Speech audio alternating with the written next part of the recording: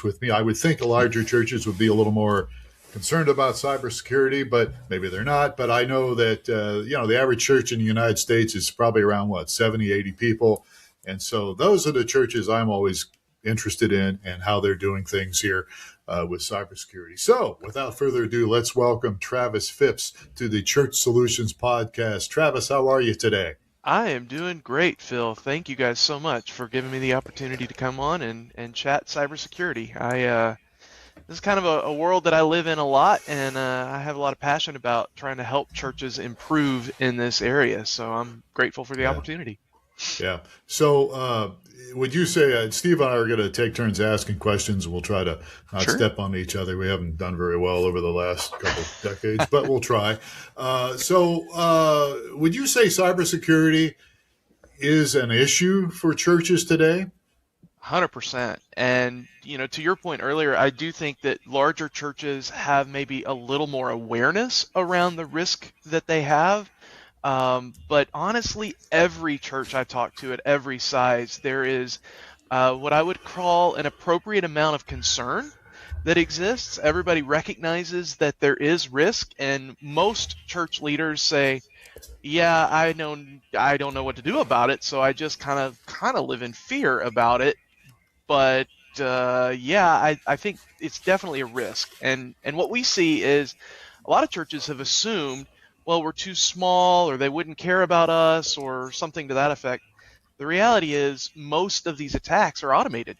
They don't care how small or how big you are, and frankly, the softer you are as a target, the easier you are to get. And we're also seeing a lot of the attacks start to tailor themselves to churches. So you'll see a lot of the similar things that are the broad attack that kind of is, they'll take anybody's money, that kind of thing.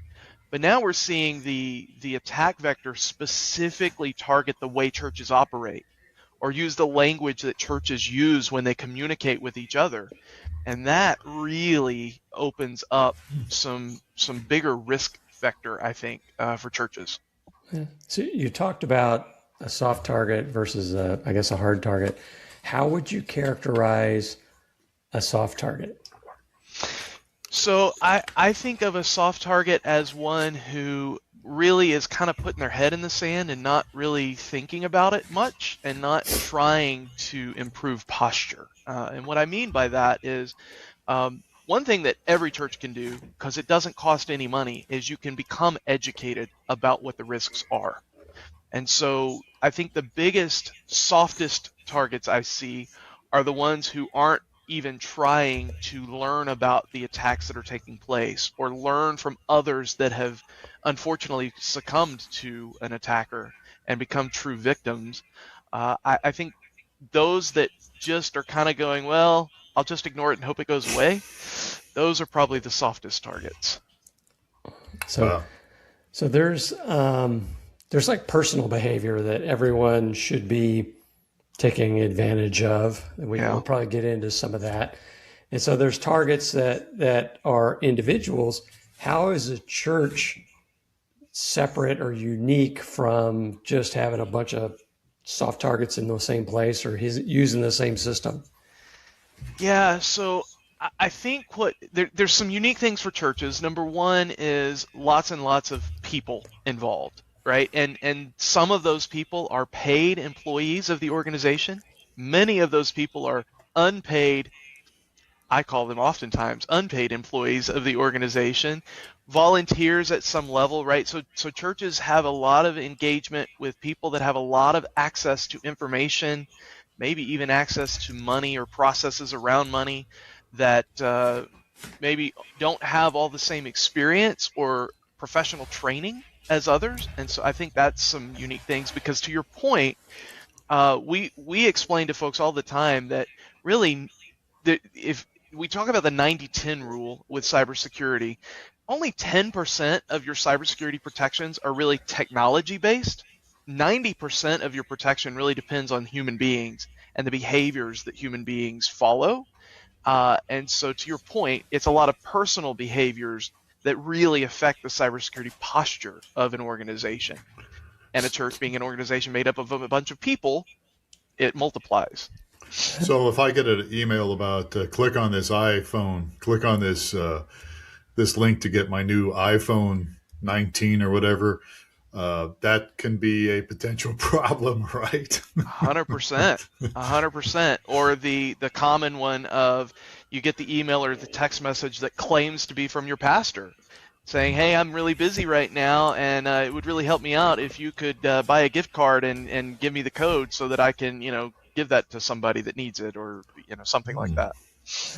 So right before we went on the air, I got a text message from my bank saying, your 6-digit code is, and it's kind of interesting that we're talking about this. And I kind of went, I wonder what's going on, because I'm not getting for that.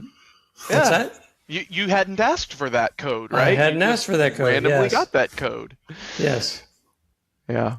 So what's going on there? I guess someone had made it through the front line of my security, and they ran into the second line, or what? It sounds very probable to be the case, right? So when we think about multi-factor authentication, the idea is it's something like your username and maybe your password, but then also something you have in order to prove your identity. So oftentimes that's you have your phone, and therefore they'll text a code to your phone, and theoretically only you have your phone.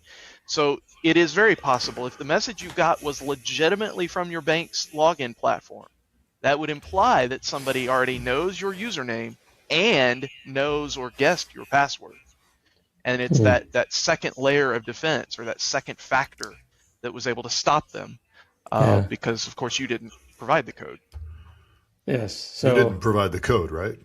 I got the code, and I recognize now why they say do not share this code with anyone. So exactly. When you get the code, I get those codes all the time because I got to request the codes, and always do not share with anyone. Like, why would I care? But now I realize, I might get a text message or something saying, hey, can you give me that code? Hey, this is Joe from the bank, and I'm working on something. Can you give me that code we just sent you, or something like that? We unfortunately have had clients fall for situations like that. Yeah. So I've got, I lead a small group at my church, and we have kind of a mixed group of people. We've got a few very elderly people in the group.